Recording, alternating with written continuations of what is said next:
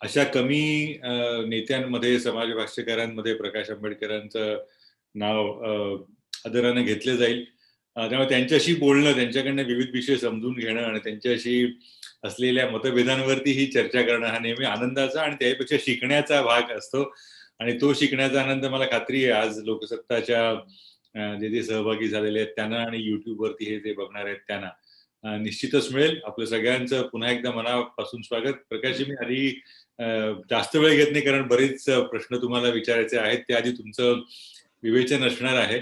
आपण मला असं वाटतं की सुरुवात करावी आणि नंतर अर्थातच पहिला मुद्दा येईल तो महाराष्ट्राच्या राजकारणाच्या शेळीपणाचा. तिथून आपण नंतर सुरुवात करू. त्याच्या आधी आपण मला असं वाटतं आपलं विवेचन सुरू करावं. धन्यवाद. नाही, मी विवेचन सुरू करण्याच्या ऐवजी गिरीश कुबेरजी, मला एक कोड आहे, त्याचं इन कोर्स तुम्ही असं उत्तर दिलं तर अधिक चांगलं होईल असं मला वाटतंय. आणि माझं ते कोड आहे की माझ्या बरोबरची जी पॅनलिस्ट जी आहेत ही माझ्या नंतरची जनरेशन आहे.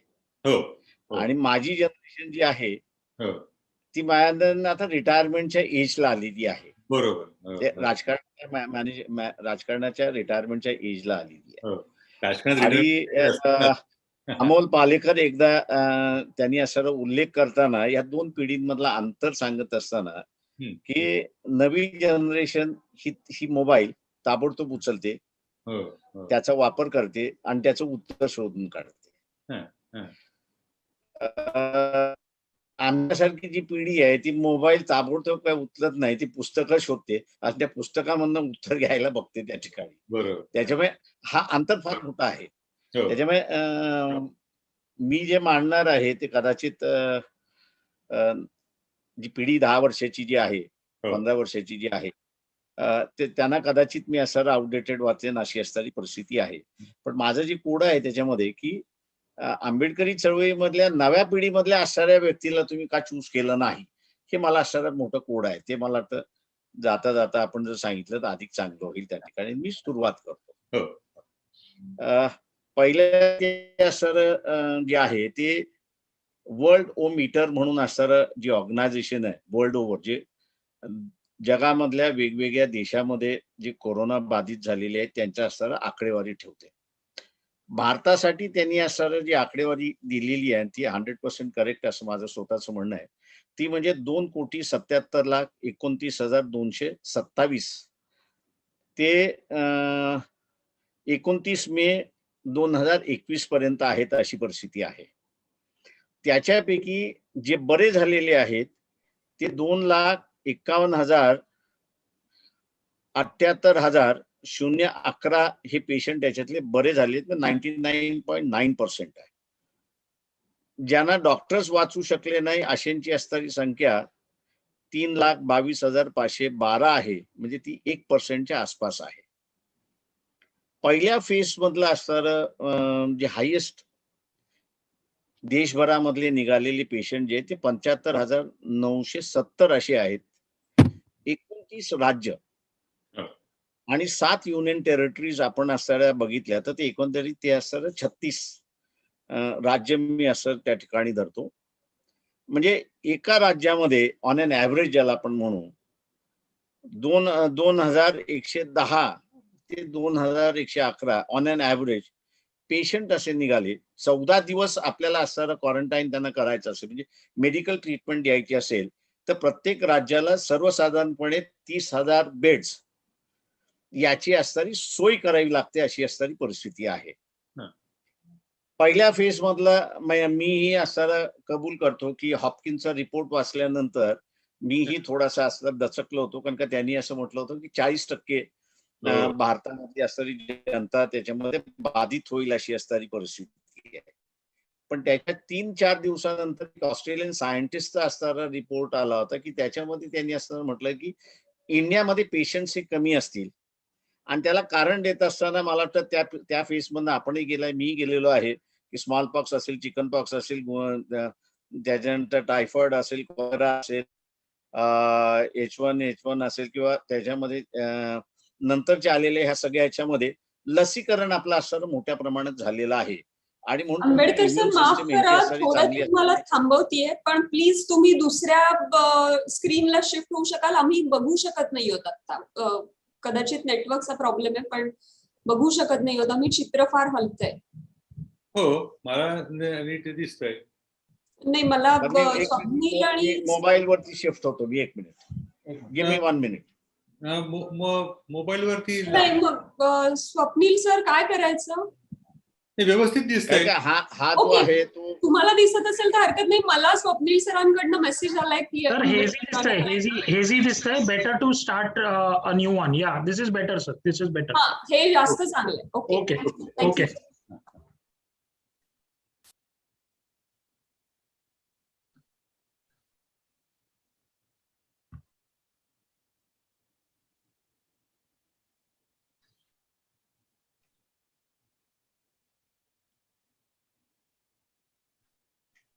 क्लिअर आहे. सर अनम्यूट करा फक्त अँड विल रिस्टार्ट.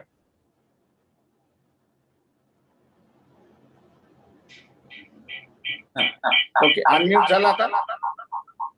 हो, एक मिनिट. आधीच बंद करावं लागेल. दुसरा बंद करा. हा, आधीच बंद करावा लागेल. हा, त्याच्यामुळे इको येत असेल. आता बरोबर. येस. या, ओके ओके. म्हणजे आपण पहिल्या फेज मध्ये प्रत्येक राज्याने जी असणारी 30,000 बेडची जी सोय केली होती ती सोय सुद्धा केली नाही अशी असणारी परिस्थिती आहे. हाय त्याच्यामध्ये सेकंड फेज मध्ये आपण असं बघितलं तर त्याच्यामध्ये मी असं म्हणतो की हायेस्ट पेशंट जे मी आता महाराष्ट्रामध्ये येतोय. महाराष्ट्रामध्ये असणारं 60,000 जे आहेत ते हायेस्ट पेशंट आहेत. तोच ऍव्हरेज मी असणारा त्या ठिकाणी धरतोय. आता तो जर धरला तर 36 डिस्ट्रिक्ट आहे, ते 36 डिस्ट्रिक्टला आपण धरलं तर 1,670 पर डे आणि 14 दिवसाचं क्वारंटाईन आपण असं धरलं त्याच्यामध्ये तर 23,000 बेड प्रत्येक जिल्ह्याला लागतात की जे आपण प्रोव्हाइड करू शकलो नाही अशी असणारी परिस्थिती आहे. आणि मी ह्यालाच असणारा गलतानपणा असणारा म्हणतोय की तुमच्याकडे हॉस्टेल्स आहेत, त्याच्यानंतर असणारा काही फ्लॅट्स तिथल्या असणाऱ्या खाली आहेत, काही इन्स्टिट्यूशन्स आहेत की ज्यांच्या असणारा आपण असणारा घेऊ शकतो अशी असणारी परिस्थिती आहे. पण ते काहीच झालेलं आपल्याला दिसत नाही.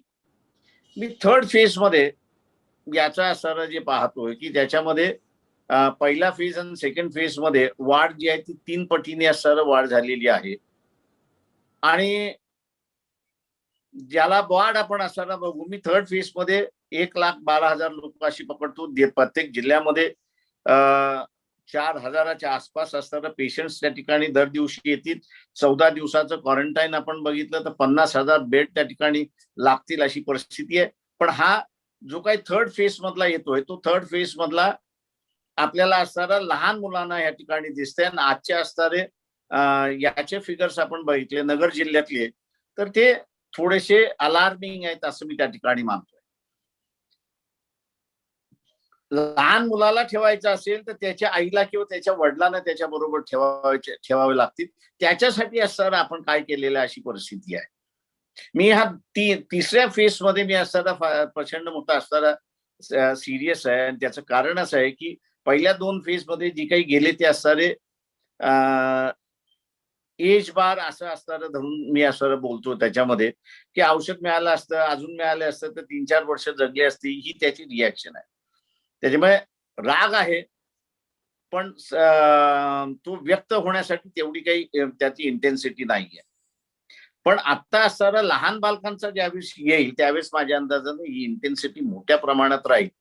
आणि फर्स्ट लाईन चे जे सेवक आहेत ज्याच्यामध्ये डॉक्टर्स आहेत, नर्स आहेत, वॉर्ड बॉय आहेत, टेक्निशियन्स आहेत, त्याच्यानंतर हेल्पर्स आहेत, तिथे सगळे यांच्यावरती असणारा अटॅक होण्याची असणारी शक्यता आहे. त्याचं सरकारने काय केले आपल्याला असणारं आतापर्यंत कळत नाही. संगरोमा आहेत मला वाटतं म्हणून त्यांनी माझं सरळ म्हणणं असं आहे की मुख्यमंत्री मुंबईचे आहेत आणि डेप्युटी मुख्यमंत्री पुणे जिल्ह्याचे आहेत. त्याच्यामुळे त्यांनी असणारं जे काही आकडेवारी दिली आहे पुण्यासाठी ती फक्त 8,000 लोकांची आम्ही सोय केलेली आहे अशी असणारी परिस्थिती आहे. म्हणजे रिक्वायरमेंट आपण असणारं जर बघितलं त्याच्यामध्ये की 50,000चं रिक्वायरमेंट आहे. अगेन्स्ट 50,000च्या रिक्वायरमेंट मध्ये फक्त आपल्याला असं 8,000 त्या ठिकाणी लावलेले दिसतात आहेत. तर मला ही सिच्युएशन फार अलार्मिंग असं वाटतंय आणि सरकार कुठल्याही परिस्थितीने गांभीर्य असं मला त्या ठिकाणी दिसत नाहीये की त्याच्यातलं असं जे काही डिझास्टर मॅनेजमेंट आहे त्या डिझास्टर मॅनेजमेंटला फ्री हँड दिलेला आहे आणि फ्री बजेट दिलेलं आहे असंही त्या ठिकाणी कुठे दिसत नाहीये.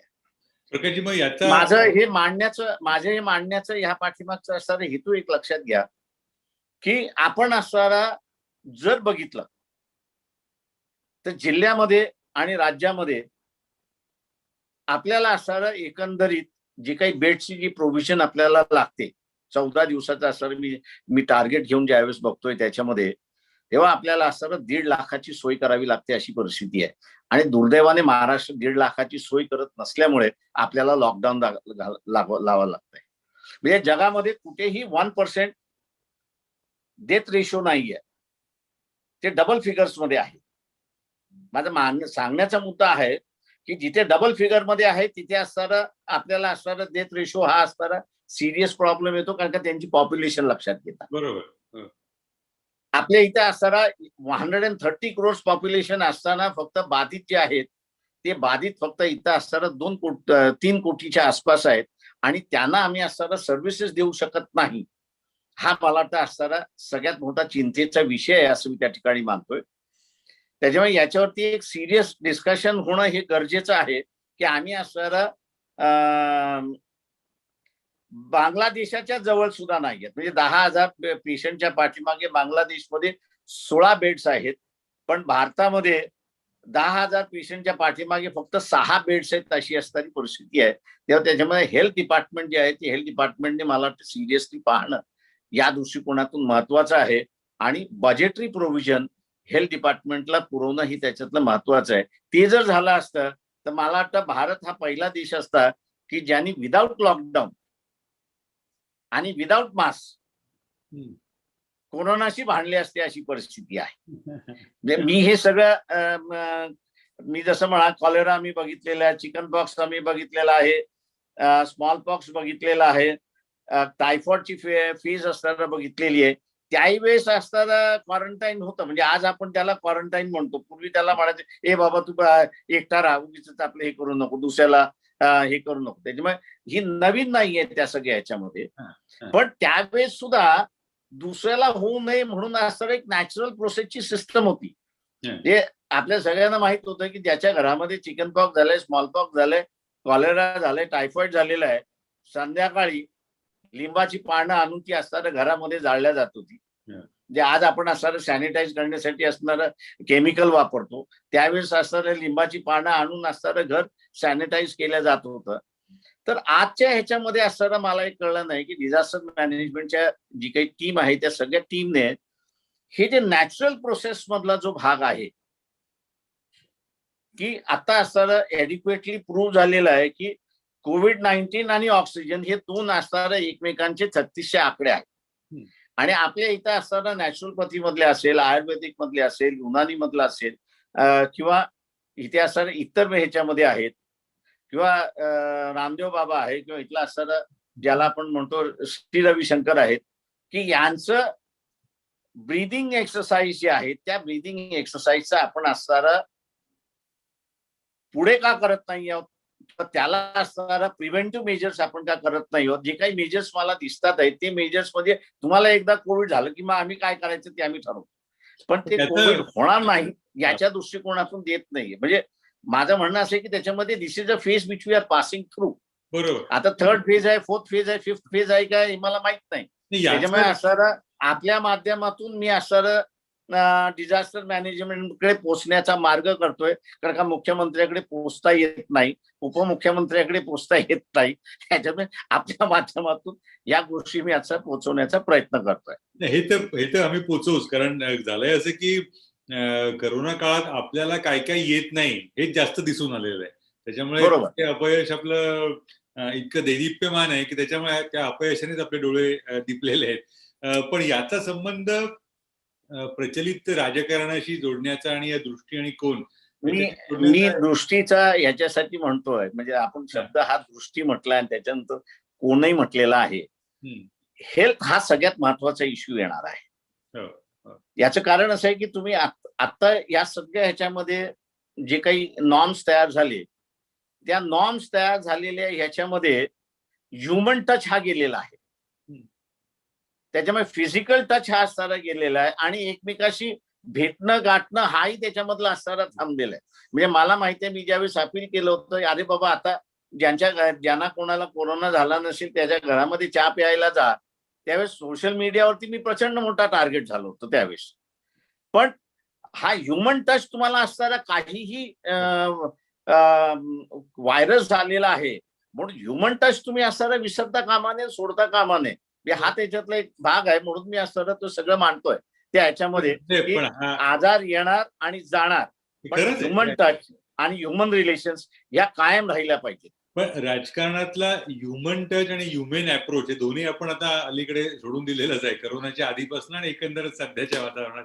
तर यातला मुद्दा असा की पुन्हा आता या आपल्या विषयाकडे आणण्यासाठी तुम्ही जे मध्यंतरी म्हणालात परवाच्या कार्यक्रमामध्ये की एक प्रकारचं साचले पण आलेलं आहे किंवा शिळे पण आलेलं आहे, ते सगळं तोडायला हवं. आता त्याच्या वरती हा करोनाचा तवंग आलाय, तो आपण सोडून देऊया, त्याचा काही करू शकत नाही.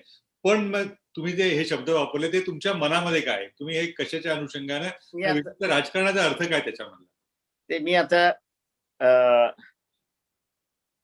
महाराष्ट्राची जी परिस्थिती आहे कोकणापासून सुरुवात करतो. कोकणाकडे दुर्लक्ष झालेलं आहे. कदाचित अंतुले चीफ मिनिस्टर झाले नसते तर आजही असं डोंगर तुडवतच महाराष्ट्रामध्ये जावं लागलं असतं. मधु दंडवते नसते तर रेल्वे कधी महाराष्ट्राची कोकणामध्ये पोहोचली नसती, अशी असणारी परिस्थिती आहे. किती राजकारण्यांना ह्याच्यातलं असणारं याची जाणीव आहे की कोकण हे असणारं आज सगळ्यात मोठं ऑक्सिजन सेंटर आहे. मी दुर्दैव असं म्हणेन की ज्या कोणी मुख्यमंत्र्यांनी असं चिपळूणला आणि महाडला आणि त्याच्यानंतर असणारा पेनला केमिकल झोन आणला, तो सगळ्यात चुकीचा मार्ग आहे असं मी त्या ठिकाणी मानतोय. त्याला कोकण हे असणारं ऑक्सिजनचं सगळ्यात मोठं सेंटर आहे आणि ऑक्सिजन टुरिझम हा असणारा तुम्ही जेव्हा डेव्हलप करू शकता त्या सगळ्या भागामध्ये, त्यावेळेस तिथला असणारं ऑक्सिजन कसं संपेल आणि केमिकल झोन कसं होईल हे ज्यावेळेस तुम्ही बघता, त्यावेळेस मी त्याला असणारं शिळेपणा असणारं म्हणतो की विदाउट नोईंग इकॉलॉजी, किंवा जे कोणी इकॉलॉजीचे तज्ज्ञ आहेत त्या तज्ज्ञाशी बसून आपण असणारं तिथलं डेव्हलपमेंट केलं पाहिजे, तर ते आपल्याला असणारं दिसत नाही. मी आज कोकणाचा भाग असणारा जर म्हटला तर मी असं म्हणतो की आज आपण काजू किती कोटीचे इम्पोर्ट करतो, तर सर्वसाधारणपणे 12,000 कोटीचे असणारे काजू आपण असणारे इम्पोर्ट करतोय. वेंगुर्ल्यापासून ते असणारं रोह्यापर्यंत हा काजूचा असणारा आगर आपल्याला करता येतो की न करता येतो. राणे मुख्यमंत्री झाले, त्यांनी असं दुर्लक्षित केलं. मी म्हटलं अंतुले मुख्यमंत्री झाले म्हणून ऍटलीस्ट दळणवळण तरी तिथलं असं झालं. पागे होते म्हणून थोडंफार ते असं कोकणातले तरी लक्ष राहिलं. मधु दंडवते होते म्हणून तरी थोडस असं कोकण चर्चेमध्ये असणारं आपल्याला दिसतंय. पण आता ज्यावेळेस असणारं देश 12,000 कोटी म्हणजे फॉरेन एक्सचेंज आपल्याकडे कमी असताना 12,000 कोटीचे असणारे आपण ज्यावेळेस काजू ज्यावेळेस असणारे इम्पोर्ट करतो, त्यास कोकणामध्ये ऍटलीस्ट 3-4 हजार कोटीचा असणारा काजू तुम्ही 5 वर्षामध्ये लागवड करू शकता. आणि नवीन काही आहेत, ज्या व्हरायटीज पाहिजे त्या व्हरायटी सगळ्याच त्या ठिकाणी असणारे मिळतात. ते कोकण हा माझं म्हणणं असं आहे की 3 दृष्टीने नटलेला आहे असं मी त्या ठिकाणी मानतो. एक कोयनाच्या खालचा कोकण जो आहे, या कोयनाचा खालचा कोकण आपण बघितला तर तो सगळा पठार आहे, मोकळा आहे. जर आपण असाला चिपळूणच्या खाडीमध्ये आलो किंवा संगमेश्वरच्या ह्याच्यामध्ये आलो तर 2 चांगले मोठे बेस आहे की जिथे असणारं तुम्हाला फ्लोटिंग एअरपोर्ट्स बांधता येतात. आणि आज आपण असताना बघितलंय की ज्या कोल्ड कंट्रीज आहेत, युरोपियन कंट्रीज ज्या आहेत, तिथला असणारा 60-65 वर्षाचे असणारे वरची जी माणसं आहेत त्यांना मोठ्या प्रमाणात असणारं बाहेर यावं लागतं, कारण का ते कोल्ड त्यांना असणारं सहन होत नाही. आपण असणारा ह्या महिन्यामध्ये म्हणजे right from November to March Konkan हा 2 टुरिझमच्या स्पॉट होऊ शकतो. एक असणारा ऑक्सिजन प्रोव्हाइड करणारा असणारा की जिथे काही प्रमाणात असं 100% ऑक्सिजन आज कोकणाच्या अनेक दऱ्या खोऱ्यामध्ये आहेत. मी त्याची नावं घेत नाही, त्याला ते लोक जाऊन सत्यानाश करतील त्या सगळ्याचा. म्हणून तो एक असणारा भाग आहे. आणि दुसरा भाग हा कोयनेच्या वरचा जो भाग आपण चढत जातो तिथे असणारं हे जे ओल्ड एज होम्स त्यांना असणारं ऑक्टोबर महिन्यापासून असणारं मार्च महिन्यापर्यंत लागतं, त्याचा असणारं आपण प्रोव्हाइड करू शकतो. काजू एक तिसरा आहे, आंबा एक चौथा आहे. तर कोकणाचा असणारा विकास हा असणारा होऊ शकतो, पण या कुठल्याच दृष्टिकोनातून विचार केला नाही अशी असणारी परिस्थिती आहे. त्याच्यामुळे हा शेळेपणा जो आलेला आहे तो याचं कारण की 80 सालातला राजकारणी आता असणारा 2021 साली असणारा सुद्धा राजकारणामध्ये राहणार असेल तर तो इन त्या सब्जेक्टमध्ये टच राहणार असेल किंवा तो असणाऱ्या नव्या परिस्थितीशी टच राहणार असेल हा बघणं त्याच्यातला असणारा महत्वाचा भाग. किंवा जिथून महाराष्ट्राची लिडरशिप येते ती एकेकाळी असणारा मी असं म्हणेन की कारखाना होता, सहकारी चळवळीचा असणारा कारखाना होता. आणि सहकारी चळवळीच्या कारखान्यातून लिडरशिप जी उभी राहत होती ती सोशल लिडरशिप होती अशी मी त्या ठिकाणी असताना मानतोय. कारण का सरकारने जरूर सांगितलं की तुम्ही 1 रुपया जमवा, आम्ही 9 रुपये तुम्हाला देतो. पण 1 रुपया जमवायचा असेल तर त्याला असणारा विश्वास पहिल्यांदा प्राप्त करावा लागतो आणि सगळ्यांचा करावा लागतो. आणि त्याच्यामुळे एक सोशलाइज लिडरशिप उभी झाली. ती सुद्धा 90 सालानंतर असणारा मोडायला सुरुवात झाली. कारखाने असणारा बंद करून त्याच्या जागी खाजगी जागा आली. आणि आता आपल्याला दिसतंय की घराणेशाहीचं राजकारण त्या ठिकाणी पूर्ण पश्चिम महाराष्ट्रामध्ये सुरुवात झालेलं आहे. आणि नव्या लुटीला असणारा सुरुवात झाला अशी असणारी परिस्थिती आहे. साखर संकुलाच्या माध्यमातून तिथल्या एमडीने असणारं जे मागच्या 3-4 दिवसापूर्वी स्टेटमेंट दिलं की एथेनॉलमुळे आम्ही असणारं या ठिकाणी वाचू शकलो. दुर्दैवाने मी असं म्हणेन की पश्चिम महाराष्ट्रातला मतदार हा तिथल्या राजकर्त्यांना का विचारत नाहीये की तुम्ही असणारा आम्हाला जो उसाचा रेट दिलेला आहे त्या रेटमध्ये इथेनॉल तुम्ही असणारा पकडलेला आहे की नाही पकडलेला आहे. माझ्या माहितीप्रमाणे उसाचा दर फिक्स करत असताना इथेनॉल पकडलेलं नाही. त्याच्यामुळे इथेनॉलचा हा जो निधी आहे हा सगळा चेअरमन आणि नवीन कारखानदार जे आलेले आहेत त्यांच्या घरामध्ये जातो. हा असणारा एक नवा लूप जो झालेला आहे तो माझ्या दृष्टीने असणारा अत्यंत महत्वाचा आहे. आणि तो महाराष्ट्राच्या राजकारणावरती पूर्णपणे हावी झालेला आहे अशी असणारी परिस्थिती आहे. मी आता नव्यानं ह्याच्यासाठी मांडतोय की सोशली ज्यावेळेस आपण असणारा बघू त्यावेळेस सोशली एक हाईट आपण असणारा रिच झालेलो आहोत. त्याच्या वरची जायचं असेल तर काही इकॉनॉमिक परिस्थिती जी आहे ती इकॉनॉमिक परिस्थिती बदलली पाहिजे अशी असणारी परिस्थिती आहे. सगळ्या समाजकारणाची आणि अर्थकारणाची घडी नव्याने मांडायला हवी असं तुम्हाला नव्यानं मांडण्याची गरज आहे. मी आता महाराष्ट्राच्या जनतेसाठी असणाऱ्या काही गोष्टी मांडतोय त्याच्यामध्ये. आता विदर्भाचं घ्या आपण. आता विदर्भातलं आपण असं घेतलं तर हे मी असं म्हणेन महाराष्ट्राला एक दुभतं जनावर आहे असं मी त्या ठिकाणी मानतो. पण दुर्दैवाने त्या जनावराचं दूधच कधी काढण्यात आलेलं नाही. 25 लाख गाठी कापसाच्या या मराठवाड्यातल्या काही जिल्ह्याच्या आणि विदर्भातल्या भागामध्ये असणाऱ्या होतात त्या सगळ्या ह्याच्यामध्ये. आता हे जर आपण असणारा पाहिलं त्या सगळ्या ह्याच्यामध्ये तर आपल्याला असं दिसेल 25 लाख गाठी मी असं जर धरलं तर त्याच्यामध्ये एकंदरीत 450 तुम्हाला असणारं स्पिनिंग युनिट उभं राहणं हे महत्वाचं आहे. आज त्या भागामध्ये आपल्याला असणारं 10 स्पिनिंग युनिट सुद्धा त्या ठिकाणी दिसत नाही. हा पूर्ण विभाग निग्लेक्ट झालेला आहे आणि हा नॅशनल वेस्ट आहे असं मी त्या ठिकाणी मानतोय. आंतरराष्ट्रीय आपण असं बघितलं तर क्रूड ऑइलचा जो टर्नओव्हर आहे पहिल्या नंबरला आहे. दुसऱ्या नंबरला कोण असेल तर इथलं असं कॉटन आहे, टेक्सटाईल. बरोबर, टेक्सटाईल आहे. आता मला सांगा की हा शेतकरी कापूस पिकवतो, त्याची गाठ बांधली जाते पण तो परदेशी निघून जातो. त्याचं जर स्पिनिंग झालं असतं तर त्याच्या पुढचं असणारं प्रोसेसिंग सगळी महाराष्ट्रात झाली असती आणि महाराष्ट्रात होऊन आज जो बेरोजगार आपल्याला दिसतोय, दुर्दैवाने तो बेरोजगार आपल्याला दिसला नसता. माझी नितीन गडकरींची एकदा भेट झाली आणि त्यांनी नागपूरचं असणारं सेंटर सांगितलं होतं. मी त्यांना म्हटलं होतं दुर्दैव आहे की राजकारणी इथले असणारे वाचत नाही, पण त्या नागपूरच्या असणाऱ्या हबच्या संदर्भात सेंट्रल गव्हर्नमेंटचं ट्रान्सपोर्ट डिपार्टमेंटने सांगितले की इट्स फेल्युअर, ती काही चालणार नाही. तिथेही असणारं झालेलं नाही.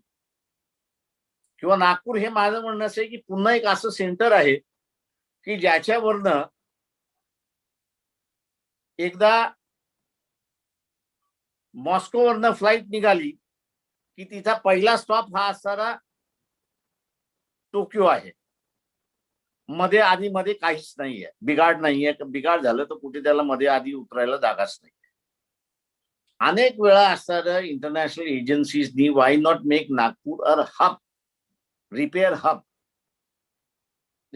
जे मागितलं जाते ते करायचं नाही आणि जे मागितलेलं नाही त्याच्या पाठीमागे असं जे लागायचं सगळं चाललेलं आहे. पण ही कल्पना तर नितीनजीने आनंदाने स्वीकारली असती असेल मला असं वाटतं. मी सांगितलं होतं पण ऐकलं नाही ना नितीन गडकरींनी. काय करू आता? त्याच्यामुळे 7 लाख कोटी डॉलरची गुंतवणूक येईल वगैरे असं त्यांना. माझं आजही म्हणणं असं आहे की ती जर केलं आणि नागपूर मधला असणारं एक जागा देऊन आपण असणारं तिथे एअरक्राफ्ट रिपेअर सेंटर हे जर केलं तर प्रचंड मोठ्या प्रमाणात चालू शकते अशी असणारी परिस्थिती आहे. त्याच्यामुळे अनेक आहे त्याच्यामध्ये की आपल्याकडे मुख्यमंत्री येणार आहेत देवेंद्र फडणवीस, त्याच्यानंतर सध्याचे मुख्यमंत्री आहेत त्या ठिकाणी. त्यांना असं म्हणा तुम्ही असं सुरजागडचं जे आयर्न ओर आहे त्या सुरजागडच्या आयर्न ओर मध्ये आयर्न किती पर्सेंटेज आहे तेवढं फक्त विचार. दुर्दैव असं आहे त्याच्यामध्ये की त्या 80च्या दशकात मला जेवढं आठवते त्या सगळ्या ह्याच्यामध्ये सुरजागडच्या आयर्न ओरवरनं असणारं एका बाजूला इराण दुसऱ्या बाजूला जपान अशा रीतीने असणारं भांडणं झाली आणि इंदिरा गांधी प्राईम मिनिस्टर होत्या. त्यांनी अत्यंत शिफातीने ते असणारं वाचवलं आणि त्याच्यामध्ये एक नोट त्यांनी असणारं पुटअप केली होती आणि ती म्हणजे की this is the रिझर्व्हॉर of India. आणि आज असणारं दिसतंय की सुरजागडचं असणारं जे आयर्न ओर आहे हे एनी टॉम डिक अँड हॅरीला या 2 मुख्यमंत्र्यांच्या कालावधीमध्ये वाटल्या जाते अशी असणारी परिस्थिती आहे. म्हणजे नॅशनल इकॉनॉमिक सिक्युरिटी त्या काळच्या असणाऱ्या पंतप्रधानांनी पाहिलं आणि त्याला असणारं रिझर्व्ह करून ठेवलं की हे लास्ट रिसोर्ट देशाचं आहे. आज असणारं खिरापतीसारखं असणारं जे वाटलं जातंय ते माझ्या अंदाजानं असणारं महत्वाचं आहे. म्हणजे म्हणून मी असं म्हणालो की विदर्भामध्ये खनिज आहेत, पश्चिम महाराष्ट्रामध्ये साखर कारखाने आहेत. साखर कारखान्याचं टर्नओव्हर हे असणारं लिमिटेड टर्नओव्हर आहे, पण विदर्भातला आणि मराठवाड्यातलं असणारं टर्नओव्हर कापसाचं हे प्रचंड आहे की ज्याच्यातून महाराष्ट्राची गरिबी दूर गेली असती. पण आज जे आपल्याला फॉरेन एक्सचेंज जो तुटवडा आपल्याला असणारा जो दिसतोय तो कदाचित असणारा या ठिकाणी दिसला नसता. We would have been a surplus foreign exchange country. हा तुमचा अर्थविचार हा अगदी एका अर्थाने क्रांतिकारी म्हणायला हवा. या अर्थाने जे कुठलं सरकार असेल त्यांनी त्याची दखल घ्यायला हवी. आता थोडीशी गाडी सामाजिक मुद्द्यांकडे मला असं वाटतं की वळवायला हवी. मधून त्या विषयावर काही मुद्दे आहेत, काही प्रश्न आहेत. मधू, मला असं वाटतं की तुम्ही सुरुवात करावी, मग आपण त्याकडे जाता येईल आपल्याला. तुमचा आवाज म्यूट झालेला आहात, तुमचा चालू करायला हवा. हा बाळासाहेब नमस्कार. नमस्कार. सुरुवातीला आपण करोनाच्या संदर्भातलं जे काही वास्तव मांडलं आणि जी काही करोनाची ढग आज सुरू आहे सोसायला लागते. मला वाटतं की अलीकडं दुसरी एक ढग अशी आहे ती म्हणजे वेगवेगळ्या समूहाच्या वेगवेगळ्या समाज घटकांच्या आरक्षणावरून निर्माण झालेली आहे. त्यातला एक जो विषय आहे की 2-4 दिवसापूर्वीच संभाजीराजे यांची आपली भेट झाली, आपल्याला येऊन भेटले, चर्चा केली. तर मराठा आरक्षणाचा पेच काय तर 102 घटना दुरुस्ती केली, त्याच्यामुळं मराठा आरक्षणाचा पेच निर्माण झालेला असा एक मुद्दा पुढे आलेला आहे. याच्यातून मला एक आपल्याला प्रश्न असा विचारायचा आहे की 102वी घटना दुरुस्ती करण्याची आवश्यकता होती का? कारण घटनेतल्या तरतुदीनुसार यापूर्वी काकासाहेब कारेलकर आयोगाची निर्मिती झाली होती, मंडळ आयोगाची निर्मिती झाली, मंडळ आयोगानं ओबीसीना 27% आरक्षण लागू केलं. ही सगळी पार्श्वभूमी किंबहुना 1993ला आपण राष्ट्रीय मागासवर्ग आयोगाचा कायदा सुद्धा आपण केलेला आहे. तो कायदा आता 102व्या घटना दुरुस्तीने तो रिपील झालेला आहे किंवा तो रद्द झालेला आहे. तर मुळातच 102वी घटना दुरुस्ती करण्याची आवश्यकता होती का? तुम्ही संपादक मंडळामध्ये आहात, त्याच्यामुळे माझी तुम्हाला असं विनंती आहे की पहिलं घटना दुरुस्ती बाबासाहेबांनी मूव्ह केली लोकसभेमध्ये, राज्यसभेमध्ये. त्यांचं जे भाषण आहे ना ते पुन्हा असं रिपीट करावं असं माझं म्हणणं आहे. त्याचं मुळात असं आहे की आरक्षण is a form of administration. त्याचा आपण अजूनही जो बाबासाहेबांनी शब्द वापरला होता की हेट्रोजिनियस मास, त्या हेट्रोजिनियस मासचं आपण असणारा कॉमन मुद्दे एकत्र येऊन याच्यासाठी आपण एकत्र राहायचंय असं कुठंच डेव्हलप झालेलं नाही. त्याच्यामुळे आजही आपण कितीही म्हणालो की मी जात मानत नाही, मी अमुक मानत नाही, मी तमुक मानत नाही, ते नाटक आहे. माझं म्हणणं असं आहे संवेदवादी आदर आपण असणारं याच्यामध्ये कॉन्शियस आहोत असं मी त्या ठिकाणी मानतो.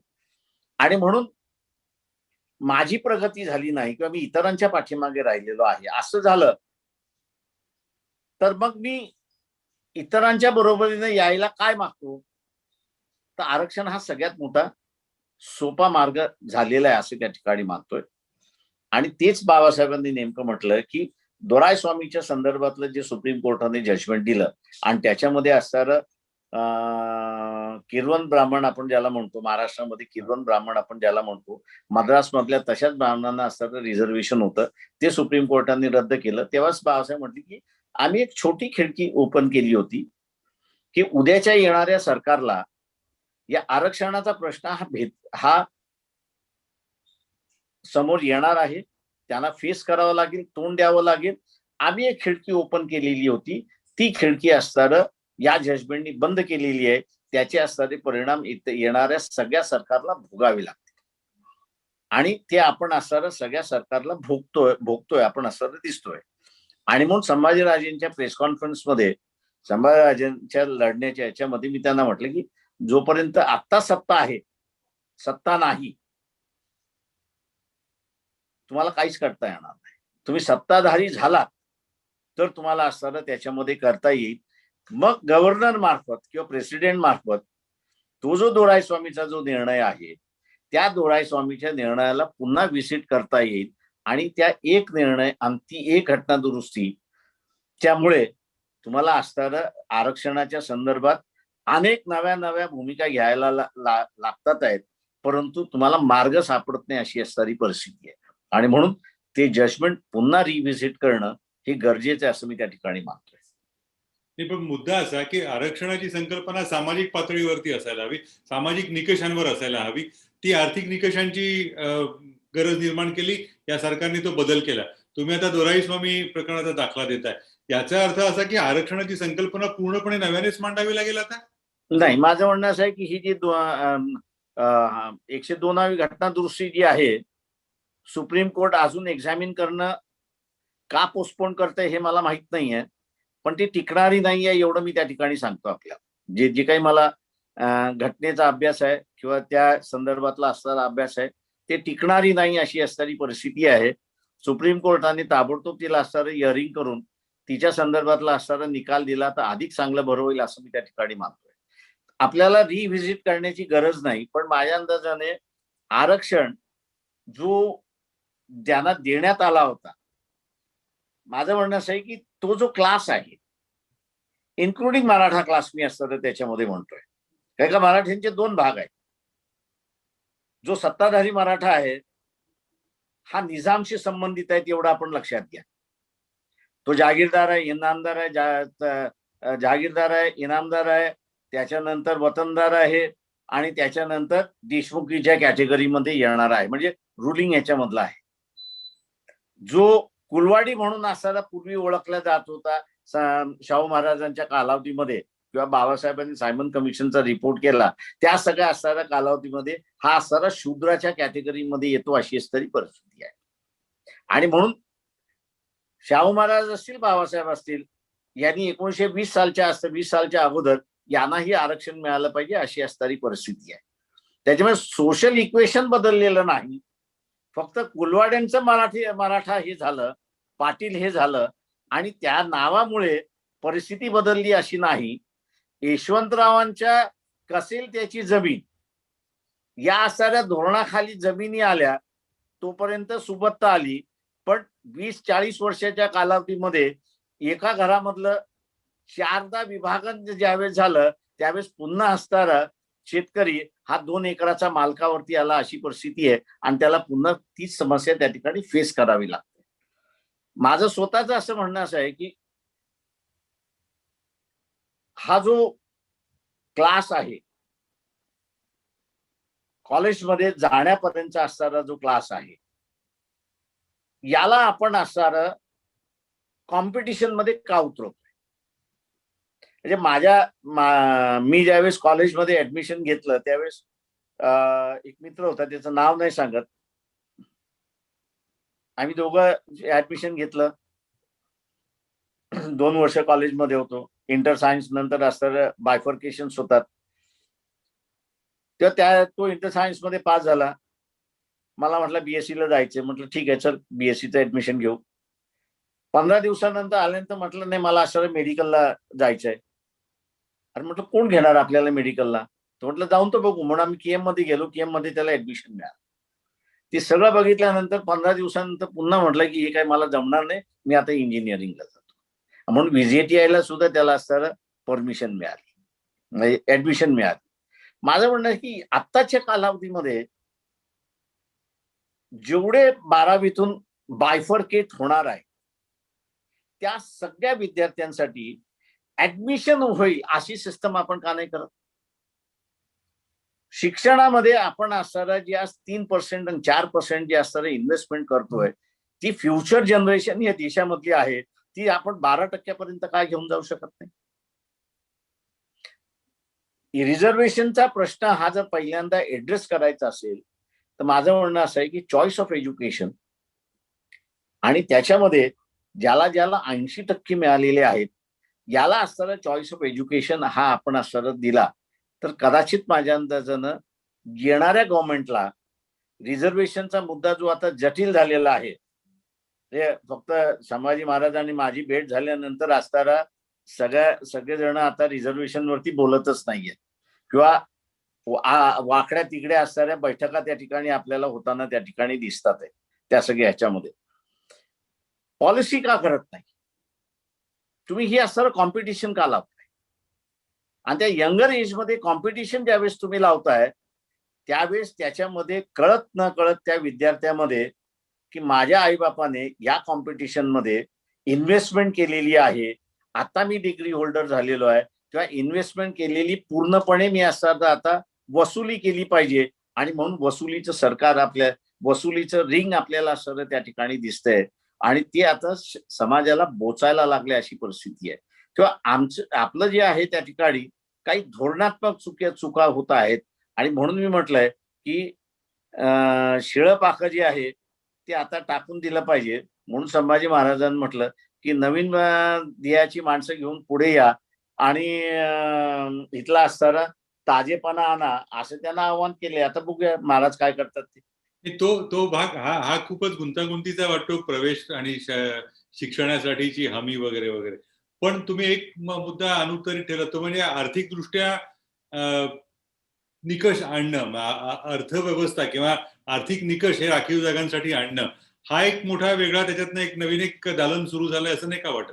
नाही, ते होणारच नाही. याचं कारण असं आहे की मी शेतकरी आहे असं धरून चालतो मी.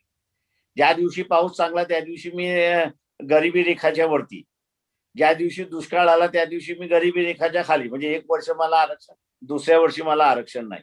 त्याच्यामुळे निकष त्याच्यामध्ये ठरू शकत नाही अशी परिस्थिती आहे. You can define what will be breaking line काय असणार आहे इकॉनॉमिकली, त्याच्यामुळे असणारं कुठेही ते शक्य झालेलं नाही. जगामध्ये जिथे जिथे असणारं आरक्षणासारखी सिस्टम इंट्रोड्यूस झालेली आहे तिथं सोशल फॅक्टर हाच त्याच्यामध्ये महत्वाचा आलेला. त्याच्यामुळे कितीही भारतामध्ये आर्थिक निकष आणण्याचा प्रयत्न केलाय तर कोणीही डिफाईन पहिल्यांदा केलं नाही की ती आर्थिक व्यवस्था आपण कशी आणणार आहोत. त्याच्यामध्ये फर्स्ट त्याच्यामधलं डेफिनेशन हे तुम्हाला असताना इंट्रोड्यूस करावं लागेल की what amount to economical backwardness.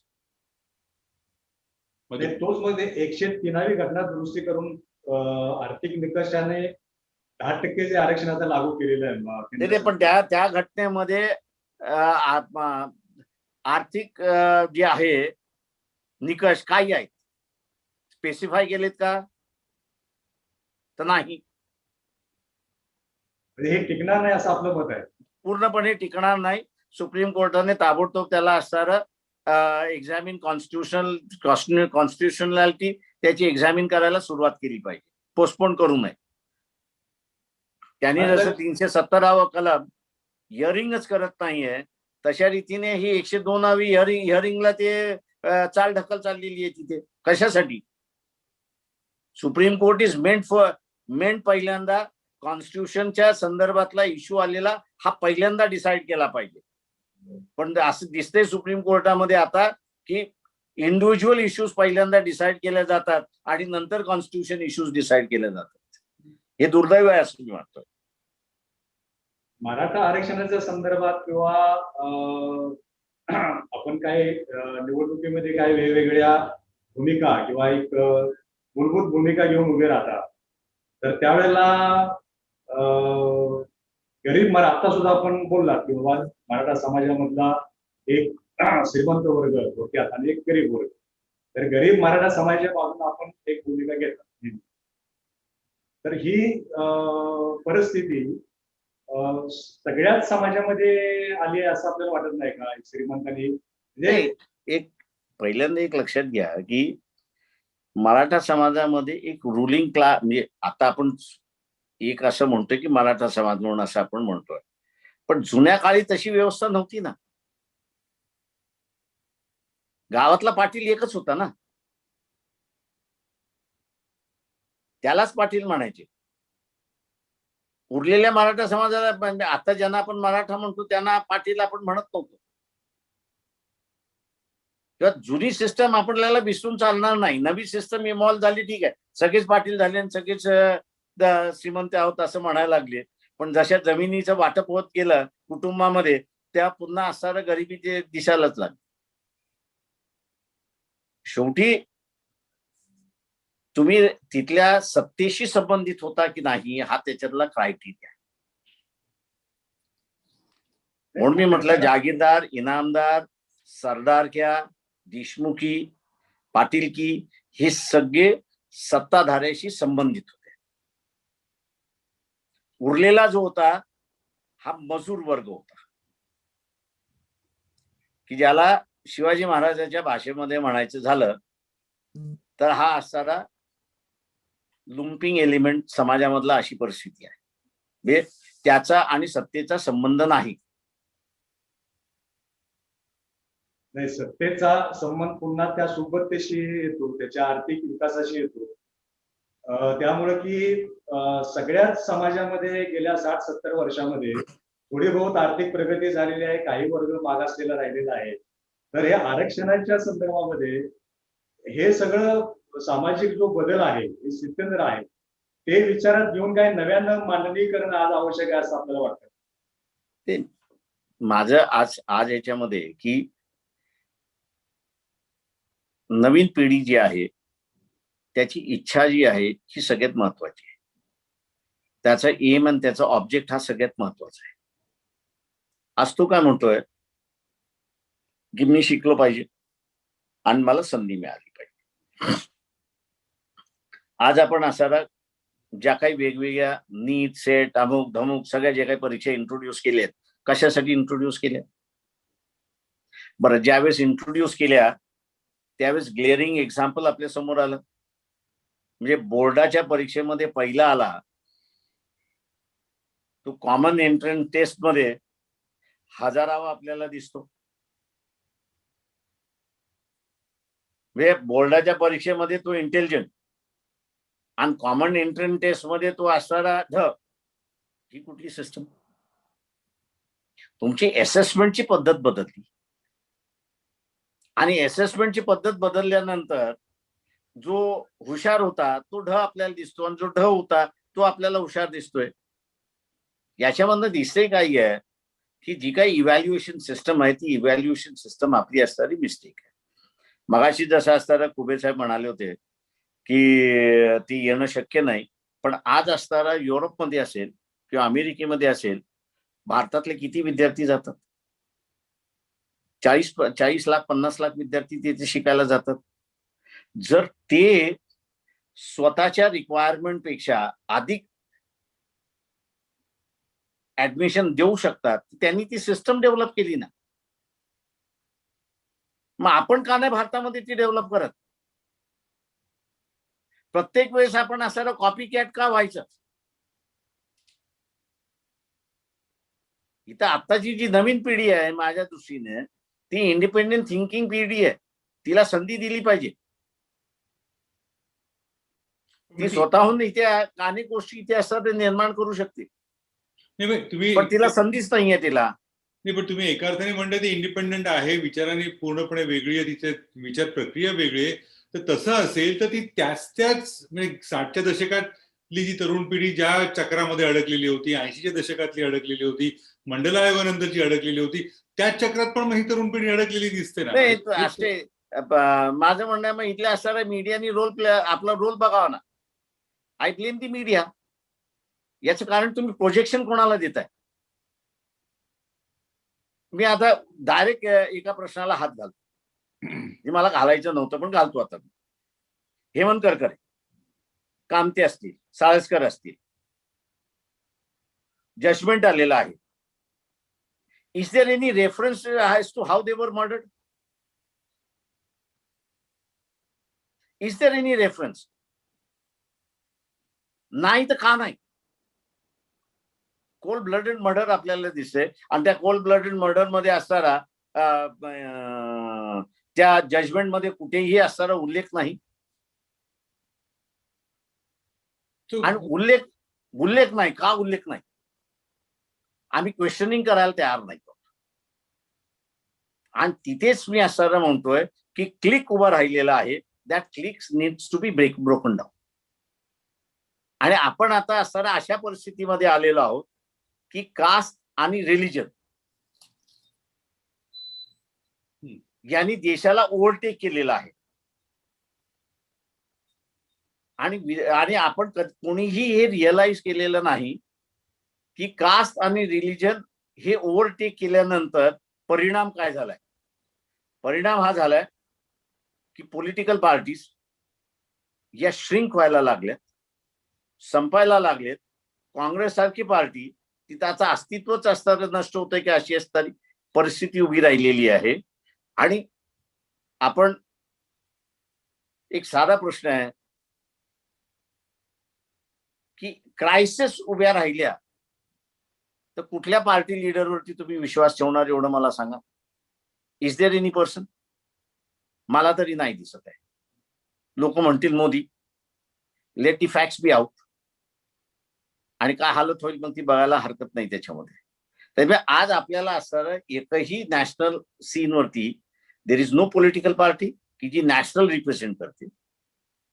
There is no political leader की जो अक्रॉस दी कंट्री असणारा रिप्रेझेंट करतोय. आपण फ्रॅगमेंटेशनच्या जवळपास कुठेतरी असं चाललेलो आहे. आणि एक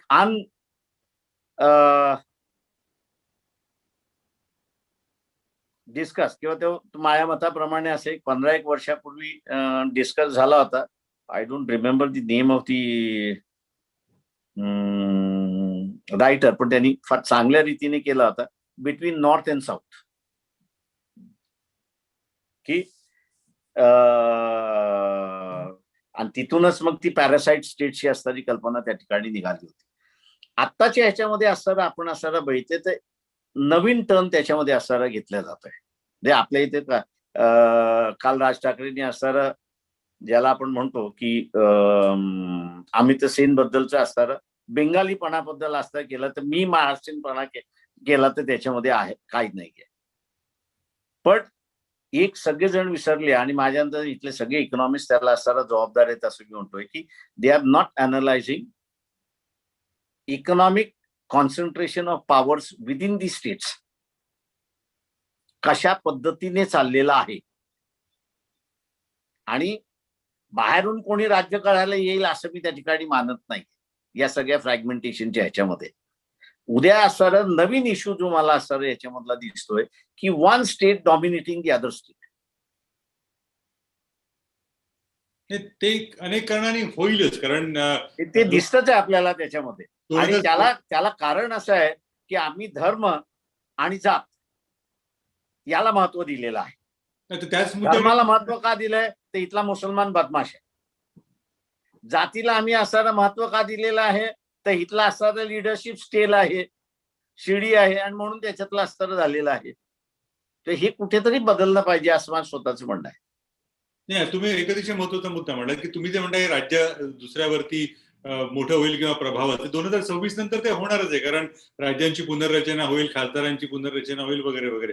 मग धर्म आणि जात याच्यामुळे जर राजकारणाचा ताबा या दोन विषयांकडेच गेला असेल किंवा दोन विषयांची तर त्याला साखळीत राजकारण अडकलेलं असेल तर याला बाहेर काढण्याचा प्रयत्न कोणी करायचा? त्याची प्रयत्न माझं म्हणणं असं आहे की मी आता वंचितांच्या चळवळीतलंच असणारं उदाहरण घेतो. बरोबर आहे. Let's take the case of Adivasis. बरोबर आहे.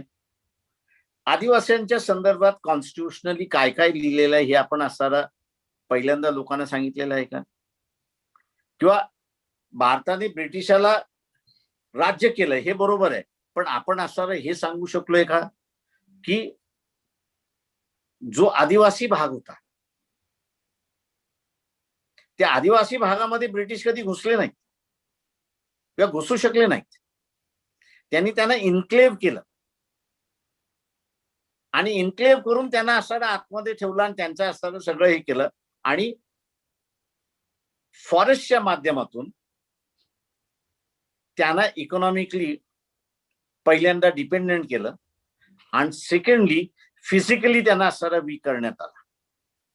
आज असणारा आदिवासींमधलं कुपोषणाचा इश्यू आपण कुठेच चर्चेला घेत नाही आहोत.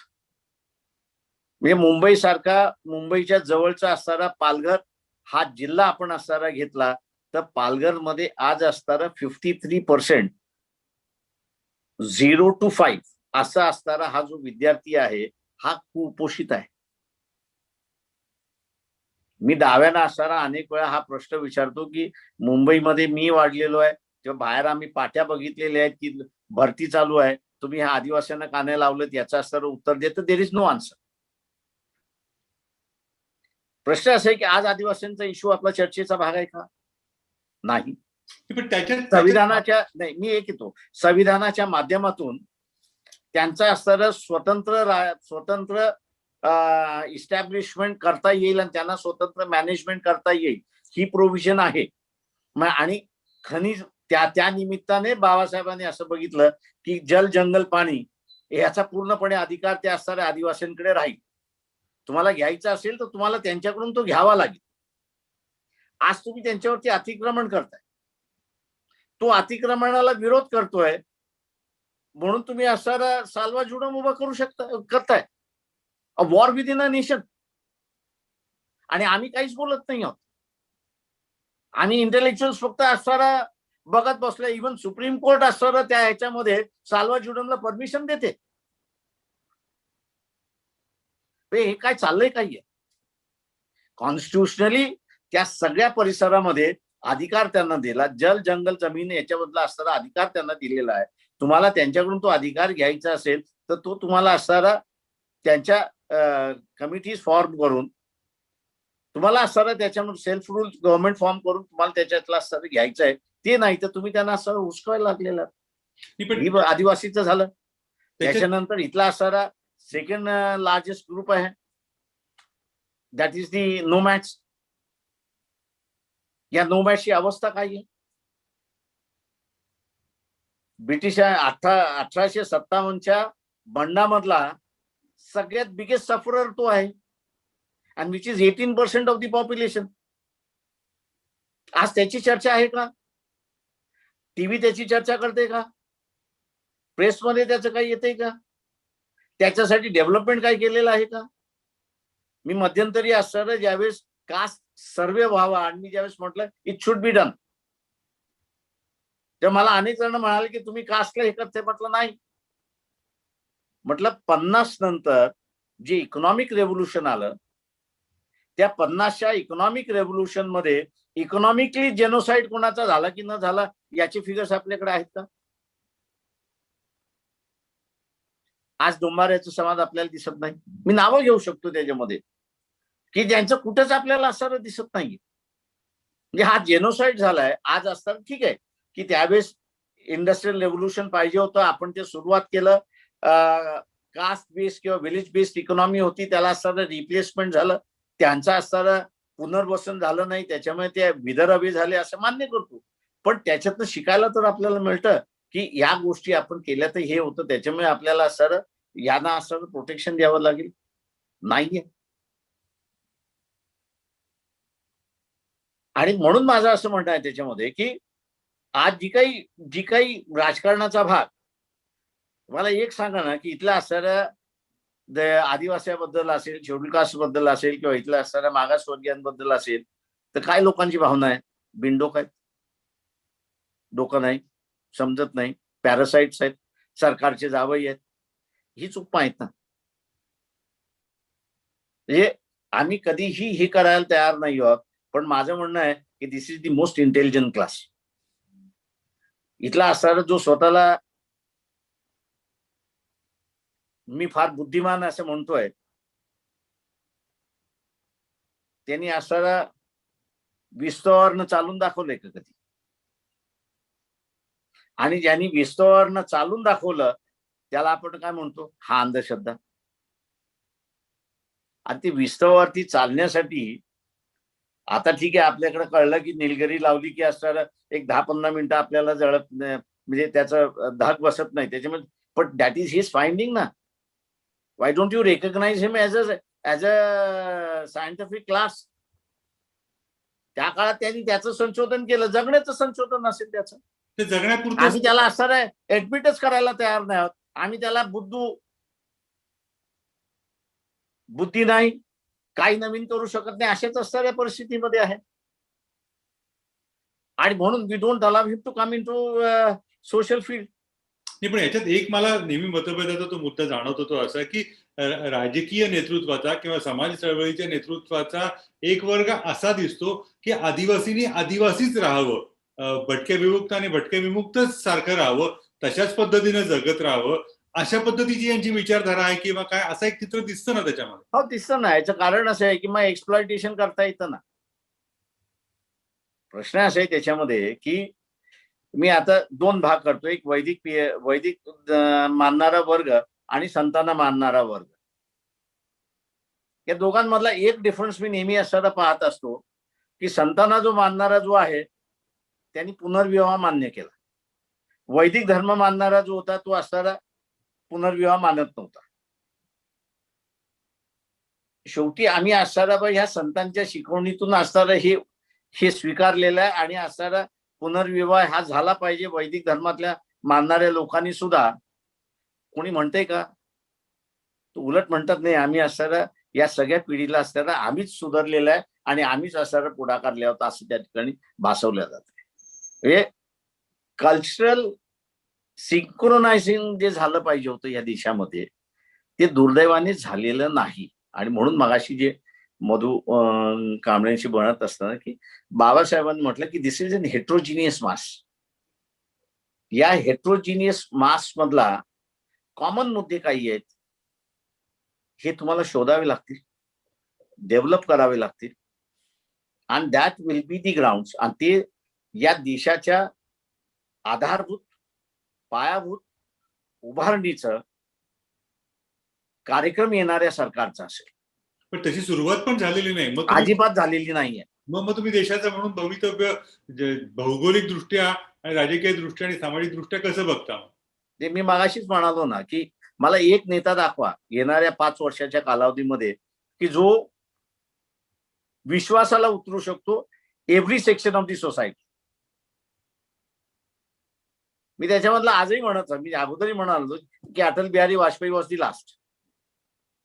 ठीक आहे, माझ्या एक्सपेक्टेशन प्रमाणे अटल बिहारी नसतीलही, पण स्वतःच्या पार्टीमध्ये तुम्ही हे जे करताय हे चूक आहे ही सांगण्याची त्याची हिंमत होती. आणि that became a railing point लोकांना की नाही आपण इस पर विश्वास रख सकते. आज कोणी आहे का असा?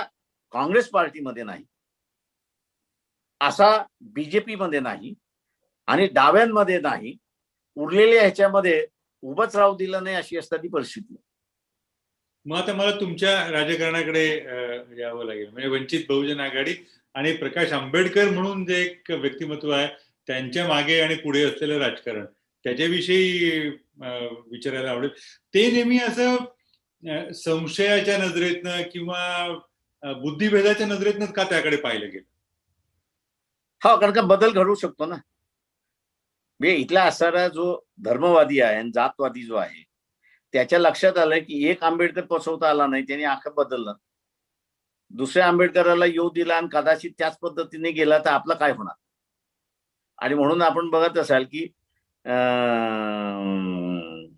पुरोगामी म्हणणारे सगळे मला पाडण्यासाठी एकत्र असतात आणि ते धर्मवाद्यांबरोबर जातात. त्याच्यावरती कोणी लिहित नाही, त्याच्यावरती कोणी बोलत नाही, त्याच्यावरती काहीच करत नाही. मग मी टार्गेट का?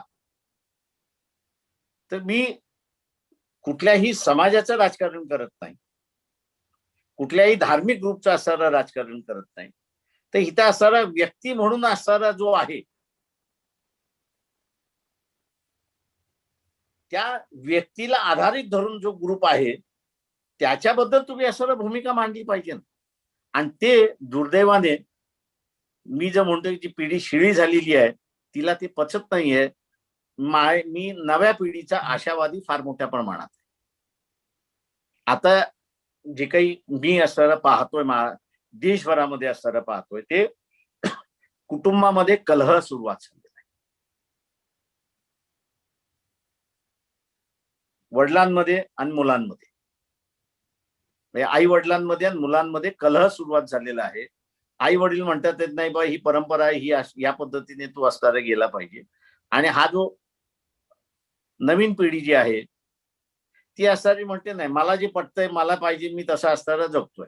त्यामुळे हा कलह सुरुवात झालेला आहे. तेव्हा हा जो नवीन पिढी जी असणारी स्वतःचं अस्तित्व, स्वतःचा असणारा विचार आणि स्वतःचं असणारं म्हणणं प्रोग्रेसिव्हली मांडण्याचा असणारा प्रयत्न करते कुटुंबामध्ये, मी त्या पिढीचा असणारा आशावादी आहे की ते लवकरात लवकर पुढे येतील आणि ही सगळ्या व्यवस्थेला त्यांच्या विचाराप्रमाणे बदलायला सुरुवात करतील. त्या पिढीकडून माझी असणारी अपेक्षा फार मोठ्या प्रमाणात आहे असं मी त्या ठिकाणी मानतो. मधु, राजकारणाच्या विषयी तुमचे काही प्रश्न असतील तर नाही तर म्हणजे बघ आपल्याला एकच बाळासाठी फक्त एकच प्रश्न आहे, तो थेट प्रश्न असा आहे की आता आपण त्याचं मगाशी मांडणी केलीच आहे की धर्म आणि जात वगैरे. तर मला आपल्याला स्पेसिफिक प्रश्न असा विचारायचा आहे की राजकारणातून जात कशी हद्द पार करता येईल? काय कार्यक्रम आपण पुढच्या 5-10 वर्षामध्ये देणार आहात ना किंवा काय? राजकारणातून जात हद्द होणारच नाहीये. याचं कारण असं आहे की काँग्रेस कोणी ताब्यात घेतलेली आहे, महाराष्ट्रातील राष्ट्रवादी कोणी ताब्यात घेतलेली आहे, शिवसेना कोणी ताब्यामध्ये घेतलेली आहे. हा क्लास धर्म आणि जात दोन्ही मानतोय. आणि म्हणून मागच्या निवडणुकीमध्ये आम्ही असणाऱ्या उमेदवाराच्या कुठल्या जातीचा कुठल्या समाजाची त्याची नावं दिली. माझं म्हणणं असं आहे की एक 5 इलेक्शनचं अनालिसिस करावं या सगळ्यांच्या उमेदवारीच्या माध्यमातून. तुम्हाला कुंभार दिसतो का? तुम्हाला लोहार दिसतो का? तुम्हाला सुतार दिसतोय का? तुम्हाला नावी दिसतोय का? तुम्हाला कष्टकरी त्या ठिकाणी दिसतोय का? 2-4 माळी दिसतात, 2-4 वंजारी दिसतात, 10-12 तुम्हाला असं धनगर दिसतात आणि त्याच्या पलीकडे तुम्हाला कोणच दिसत नाही. म्हणजे लोणारी कुठेच नाही, लोध कुठेच नाही. म्हणजे म्हणून मी म्हटलं 4 इलेक्शनच्या ह्याचे असणारी कॅन्डिडेटचे जर आपण असं काढलं, आरक्षण नसतं तर कदाचित आदिवासींच्या जागा आदिवासींना मिळाल्या नसत्या आणि शेड्यूल कास्टच्या जागा शेड्यूल कास्टला मिळाल्या नसत्या. त्याच्यामुळे पार्टीज ह्या ज्या आहेत, या पार्टी आता असणारा जात आणि धर्म मानणाऱ्यांनी कॅप्चर केलेले आहेत. आणि त्यांनी जोपर्यंत कॅप्चर केलेला आहे तोपर्यंत त्यांना जात आणि धर्म हे त्यांचं कॅपिटल आहे, ती त्यांचं कॅपिटल जाऊ देणार नाहीत. तो ज्यांना असं वाटतंय की देशाची उभारणी जात आणि धर्माच्या विरहित झाली पाहिजे, त्यांनी अशा विचारसरणीच्या पक्षांना बायकॉट जोपर्यंत करत नाही तोपर्यंत जातीचं राजकारण हे संपणार नाही, धर्माचं राजकारण हे संपणार नाही. तुम्ही अतिशय एक महत्वाचा आणि त्याला म्हणतात प्रक्षोभक अशा स्वरूपाचा मुद्दा मांडलात.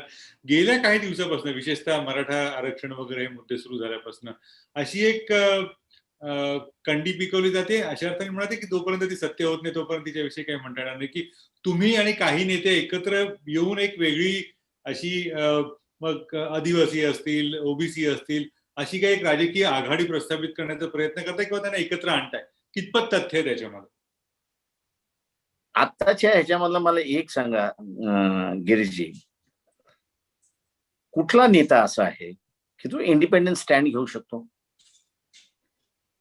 कुठला एक त्याच्यामध्ये, म्हणजे इन्क्लुडिंग सोनिया गांधी, मी असं विचारतो. सगळेजण या सरकारने इन्क्वायरीच्या माध्यमातून मिंद करून ठेवलेला आहे. म्हणजे आता अधिक त्याच्या खोलात जात नाही, परंतु there is no political leader. माझ्यासारखे 4-5 जण आहेत की ज्यांचं राजकारणातलं 40 वर्ष आयुष्य जरी असलं तरी दागाळलेलं नाहीये. अनेक शोधण्याचा मार्ग झाला. म्हणजे माझ्यापर्यंत असताना मोदीला मारण्याच्या कटामधला असताना मी एक आहे असंही त्याच्यामधलं असतं. ते झालं. म्हटलं चॅलेंज आहे माझं की तुम्ही मला पकडूनच दाखवा, युद्ध कसं करायचं ते मी तुम्हाला दाखवतो म्हटलं. प्रश्न असा आहे की आज कोण कुठे नाही कुठेतरी अडकलेला आहे. अडकला नसेल तर त्याला अडकवलेला आहे आणि आवाज बंद केलेला आहे. त्याला वाटतं, अनेक जणांना मी असं भेटतो तेव्हा ते म्हणतात की वेळ येऊ द्या प्रकाशराव, आम्ही तुमच्या बरोबर आहोत, वेळ येऊ द्या. आता हे कधी वेळ येऊ देणारच नाहीये. त्याच्यामुळे आताच्या ह्याच्यामध्ये यंगर जनरेशनने, म्हणून मी अशी म्हणालो की तो नव्यानं विचार करायला लागलेला आहे पूर्णपणे. आता हीच कोरोनाची चर्चा पुन्हा सुरुवात झाली की मोदीने जर अहमदाबादचा कार्यक्रम पोस्टपोन केला असता तर कदाचित भारतामध्ये कोरोना आलाही नसता. म्हणजे आपल्या इथं कोरोना इम्पोर्ट झाला अशी असणारी चर्चा आता ती सोशल मीडिया त्या ठिकाणी करायला लागते. तो कॉन्शियस व्हायला लागलेला आहे. होप आपण असं करू की हा कॉन्शियसनेस त्याचा मतामध्ये स्वरूपात येईल अशी असणारी परिस्थिती आहे. पण अजूनही सांगतो की EVM is steel a problematic issue in this country. नाही, तो मुद्दा वेगळीकडेच आहे. पराभूत झालेले ईव्हीएम ला दोष देतात, एक ईव्हीएम सिंड्रोम तयार होतो. मला असं वाटतं की तो मी असणारे एक म्हणतो, तुम्ही कॅल्क्युलेटर वापरता की न वापरता? वापरतो ना. वापरतो. तुम्ही जेवढं असणारं ऍडिशन केलं तेवढंच येतं ना, त्याच्यापेक्षा जास्ती येऊ नये. नाही, माझं म्हणणं असं एक लक्षात घ्या की this is nothing but a calculator. It's an electronic calculating machine. बरोबर. तुम्ही आता पंढरपूरचं झालेलं असणारं इलेक्शन घ्या. पंढरपूरच्या असणारा इलेक्शन इज बिटवीन बीजेपी आणि एनसीपी, दोनच आहेत. डिफरन्स 3,000 जिंकलेला आहे आणि दोघांच्या डिफरन्स म्हणजे पोल्ड वोट्स आणि काउंटेड वोट्स याच्यामधला असणारा डिफरन्स आपण असणारा बघितला तर it is 1,780 votes. How do you explain this? नाही, मला याच्यात माझं साधं सोपं म्हणणं आहे, जेव्हा निवडणूक आयोगाने सांगितलं होतं की पुढे येऊन आम्हाला यातल्या त्रुटी दाखवा किंवा याच्यात गडबड करताय ते दाखवा. माझं आजही चॅलेंज आहे की 2 पेटिशन्स असणाऱ्या सुप्रीम कोर्टामध्ये पडल्या होत्या की इलेक्शन कमिशननी मशीन्स इथे आणून दाखवा आणि आम्ही तुम्हाला डेमॉन्स्ट्रेट करून दाखवतो, देत नाहीये. ते तुम्हाला युनिट देत नाहीये. इलेक्शन कमिशन अख्खा युनिट तुम्हाला देत नाहीये, फिजिकल युनिट देतात आहेत without the electronic component. Manipulation is the electronic component, not the physical नाही. तसं असेल तर निवडणुकीनंतर सत्ता बदल होत आहेत कसे? पश्चिम बंगालमध्ये का नाही तसं झालं, किंवा तामिळनाडूमध्ये का तितपत जमलं नाही ते, किंवा छत्तीसगडमध्ये का नाही झालं, किंवा मध्य प्रदेशमध्ये का नाही झालं? हे मला असं वाटतं की वेगळे सेंटरमध्ये का नाही होत, म्हणजे ते जे रिफ्लेक्शन आहे. जे आता माझा सरळ सरळ प्रश्न आहे की what follows in the assembly follows in the parliament also. Not आता जे असेंब्लीमध्ये झालं मध्य प्रदेशच्या, ते मध्य प्रदेश लोकसभेमध्ये का झालं नाही? पण वाय इट वॉज 100% रिव्हर्स. लोकसभेनंतर झालेल्या वाय इट वॉज 100%. म्हणजे मला जर करायचं असेल तर मी ठरवतो ना कुठच्या सेक्टरमध्ये करायचं ते. मी ठरवतो कुठल्या सेक्टरमध्ये करायचं ते. मला पार्लमेंटची सत्ता पाहिजे, राज्याची सत्ता राहिली नाही, it doesn't make a difference. जर इथे असणारे एवढं आहे तर why not come back to ballot? Germany has come back to ballot, Japan has come back to ballot, US has come back to ballot. त्यांच्याकडे तर ह्याची विकसित टेक्नॉलॉजी आपल्यापेक्षा आहे. आणि ते जेव्हा ऍडमिट करू शकतात की ईव्हीएम कॅन बी मॅन्युप्युलेटेड, आपण कोण आहोत? त्यांच्यापेक्षा मोठे आहोत का? वी हॅव अ टेक्नॉलॉजी की ज्याच्यामध्ये आपण मॅन्युप्युलेशन करू शकत नाही अशी असणारी आहे का? ज्यांनी विकसित केले ह्या सगळ्या ह्याच्यामधलं, ते जेव्हा ऍडमिट करतात की इट कॅन बी मॅन्युप्युलेटेड. आता आपला असणारा नेव्हीची पोझिशन घ्या, हॅक केलं की नाही?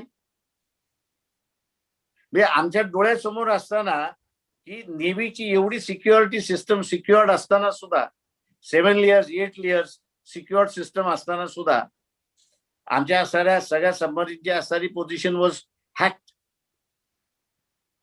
ही सगळी असताना आम्ही ऍडमिट करत नाही आहोत की ईव्हीएम हॅक करू शकत नाही. मी आजही म्हणालो की त्याच्यामध्ये डिफरन्स आलेला आहे.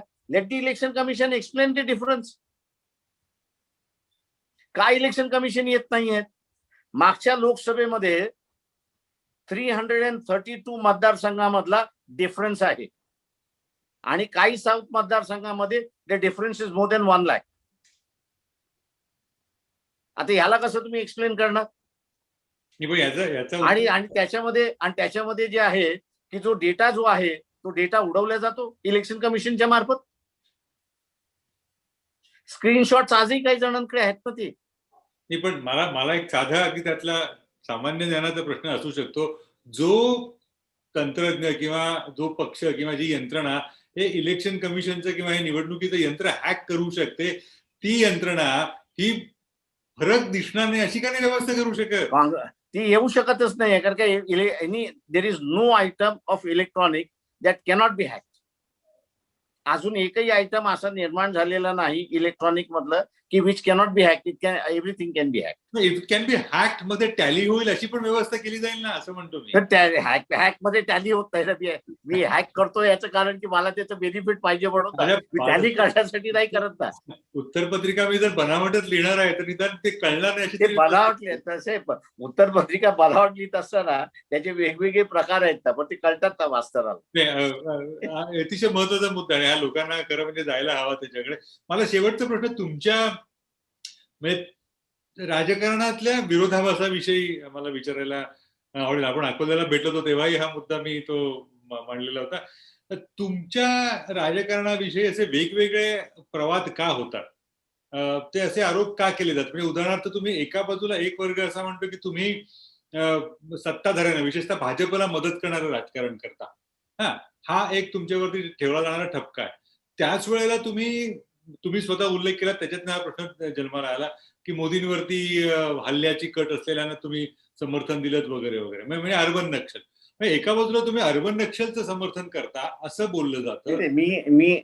मी ते म्हणत असताना की मोदीच्या हल्ल्यामध्ये माझंही नाव घेण्यात आलं. अर्बन नक्षल हाच इश्यू होता ना, मोदींवरती इश्यू अर्बन नक्षल नव्हता. इश्यू हा होता की त्या सगळ्या राजकीय परिस्थितीमध्ये I am the only person which is जो मोदीच्या हाताला लागलेला नाही. तो आणि म्हणून या निमित्ताने असायला लागता येतो का त्यांनी त्या ठिकाणी पाहिला त्याच्यामध्ये. नाही, तो मुद्दा प्रश्न असा आहे की मोदी हा 2014 नंतरचा आहे, बीजेपी 2014 नंतरची आहे. त्याच्या अगोदर तर मी काँग्रेस बरोबर होतो. मागच्या 2014च्या निवडणुकीमध्ये आमचे स्टेटमेंट्स काय होते की तुम्ही 4 वेळा हारलेल्या जागा, कंटिन्युअसली 4 वेळा हारलेल्या जागा या आमच्याशी शेअर करा. ही आमची भूमिका होती की नव्हती? होती, बरोबर होती ना. काँग्रेसने का नाही शेअर केला? मी आजही सगळ्या पत्रकारांना विचारतोय की तुम्ही काँग्रेसला हा प्रश्न का नाही विचारला की ते ज्यावेळेस म्हणत होते की 4 कंटिन्युअस वेळा तुम्ही हारलेल्या जागा आमच्या बरोबर शेअर केल्या, त्या त्यांनी शेअर नाही केल्या.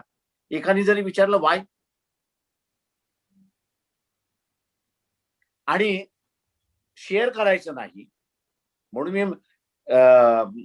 कालच्या पत्रकार परिषदेत म्हटलं की राष्ट्रवादी काँग्रेस डावे यांच्यासाठी मी असं झालोय आता अस्पृश्य, आणि ते मला बीजेपीकडे पुश करता येतात. मी असं साधा प्रश्न विचारतो की मला जर बीजेपी मध्ये जायचं असेल किंवा बीजेपी बरोबर समझोता करणार असेल, मला थांबवणारं कोण आहे? हु इज गोइंग टू हॉल्ट मी? मला थांबवणारं कोण आहे? मी माझा मालक आहे. बीजेपी बरोबर न जायचा हा आमच्या पक्षाचा निर्णय आहे. आणि उद्या मी असताना बीजेपी बरोबर गेलो तर काँग्रेस काय करणार आहे? मला अटकाव करणार आहे का? एनसीपी मला असणारा अटकाव करणार आहे का? ही साधा असणारा प्रश्न जे आरोप करतात आहेत आणि जे लिहितात आहेत त्यांना असणारं याचं जर कळत नसेल तर मी असं म्हणेन की दुर्दैव आहे. आणि एकच त्याच्यातला आम्ही असा अर्थ काढतोय त्याच्यामध्ये की वंचितांचं राजकारण आम्ही जे करतोय, या वंचिताच्या राजकारणाला जो विरोध आहे त्या विरोधाचा आभास म्हणून जे कुठले पॉलिटिकल पार्टीज वंचितांचं काम करतील त्या सगळ्यांना बदनाम करून सोडून द्यायचं, हा इथला असणारा कट कारस्थान आहे असं मी त्या ठिकाणी मानतो. आणि म्हणून मी पालघरचं उदाहरण देताना आदिवासींचं तेच दिलं की कम्युनिस्टांचं असणारं कामकाज होतं, तिथला आदिवासी बेरोजगार होता, मुंबईमध्ये कामगाराची गरज होती. या सगळ्या डाव्यांनी त्या आदिवासींना मुंबईमध्ये कामाला का नाही आणलं? का त्यांनी असणारं साऊथ मधलं असणारं माणसं त्यावेळेस इम्पोर्ट केली? ती जर केली नसती तर कदाचित बाळ ठाकरे आपल्याला दिसलेही नसते. त्याच्यामुळे वंचितांचं राजकारण जे कोणी करतं, मग मी असेल तर मग त्याच्यातला मी आहे की यांची भूमिका संदिग्ध राहते. कधी ह्याच्याकडे अरे आम्ही असं पब्लिकली कमिटमेंट करतोय की आम्ही तुमच्या बरोबर यायला चाललोय आणि तुम्ही आम्हाला असं घ्यायला तयार नाही, आणि तिकडनं मग असणारा 500 कोटी दिले, त्याच्यानंतर असणारा एवढे कोटी दिले, यांचं पैशाचंच राजकारण चाललेलं आहे. मी या सगळ्यांना सांगतो, माझं जर तोंड उघडलं ना, मी वसंतदादांना एकदा म्हणालो होतो की ज्यावेळेस साखर कारखान्याचे आंदोलन ज्यावेळेस केलं होतं मी, त्यावेळेस माझ्यात 85 कारखान्यांनी मला नोटिसा काढल्या होत्या. कारण मी एक पुस्तिका लिहिली होती की कारखाना कसं चोरी करतो हे म्हणून. वसंतदादांनी मला बोलवलं कारण का माझ्या वडिलांचे ते असणारे मित्र होते. प्रकाश हे काय केलंस? म्हटलं दादा एवढं आहे, त्या सगळ्यांना सांगा की बदनामीची जेलमध्ये जाण्याची केस जी आहे ती 6 महिने आहे, त्याच्या पलीकडे नाही. 6 महिने मी जेलमध्ये जाऊन राहू शकतो, परंतु यांची श्रीमंती कशी आली याचा म्हटलं मी कोर्टामध्ये पाडा वाचायला सुरुवात केला. वकील म्हटलं स्वतःच आहे. पाडा वाचायला सुरुवात केला तर म्हटलं मग मला सांगू नका की प्रकाशराव हे काय तुम्ही केलं. ते म्हटलं एकूण एकाची आहे. एकूण एकाचं म्हटलं होतं माझ्याकडे माहिती आहे सगळी, आणि 85च्या 85 केसेस त्या ठिकाणी तशाच संपल्या. दुर्दैव असं आहे त्याच्यामध्ये की हे जे आरोप करणारे जे आहेत ह्याच मोदीच्या असणाऱ्या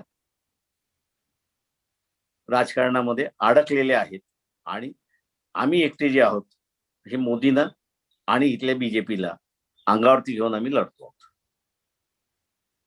मला असं वाटतं की मधू, तुमचा काही प्रश्न असेल तर थांबूया.